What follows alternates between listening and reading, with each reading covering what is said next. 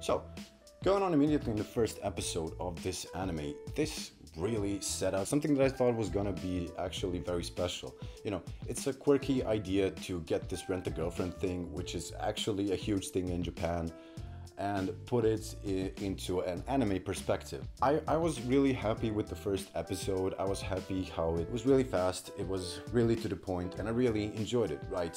But moving on with this anime, it was a lot of ups and downs here and there. So I thought that this anime was gonna be a lot more deep actually. I thought they were gonna address some like social aspects that come with this rent-a-girlfriend thing. Like, it's an actual thing in Japan, right? It's an actual thing, people actually do this, and there's a lot of things coming into it. And when I saw the first episode, I saw, you know, you saw the guy being like super depressed, and you have to be super depressed in order to fucking pay $100 per hour to rent a fucking girlfriend, right? And I thought it was gonna address these issues in this anime, but it sort of did, like here and there, but mostly it was just romance, right? Now don't get me wrong, I actually really enjoyed the romance aspect of this anime. I thought it was super dynamic, and you couldn't get that with characters that were not built as well as these characters are. Now I'm telling you, these characters are actually fucking amazing. At first, when I was watching this anime, I fucking hated the main character, dude. I fucking hated him. He was a fucking incel, cuck, simp, cooner. That's like the worst. But through watching this anime, you actually see his development. You see he starts thinking for himself. He starts realizing his mistakes and his bad sides, and that is what I actually commend how it's done, you know. And you cannot talk about this anime without the fucking girls, right? So everybody has one of their favorites, and it plays very much into the harem trope, but this doesn't really feel like a harem, even though it's probably like super harem-y. It plays on it in a different way. It plays on it so that it can make this dynamic really different. But I saw some people like love some of these characters that are so fucking toxic, like Mami-chan. Like, fuck Mami-chan, dude. Like, all my homies hate Mami-chan.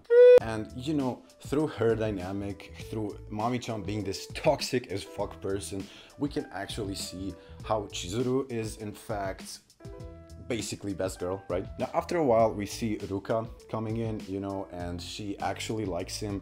And let's talk about her. Even though she seems like the sweetest girlfriend ever, she's hella toxic, dude. She went to their family gathering without being invited. Imagine how fucking awkward that is.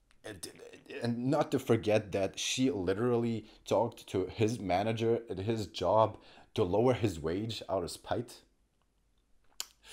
I don't know, dude, it seems kind of toxic to me. Of course, there's also the fourth girl whose name I've already forgotten.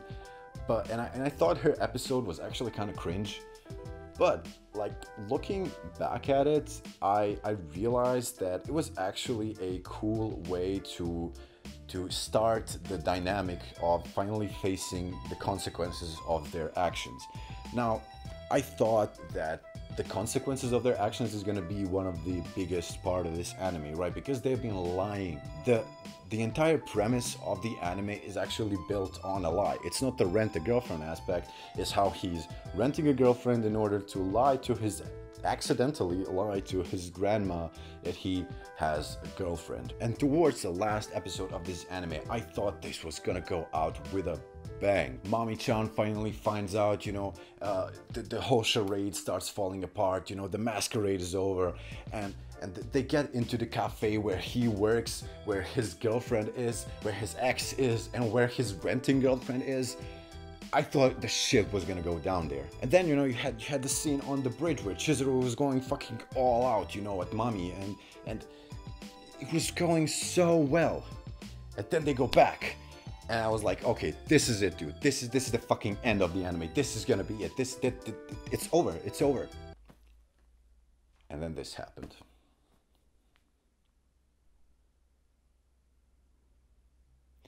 I was never more disappointed. The dynamic was perfect. Everything was perfect. Everything was leading up to that point where the MC says that to Chizuru, right? Everything was leading up to that point. They fucking throw it out in favor of another season. I don't know how the manga is working, you know, I have no idea, but I can't believe that this would actually happen.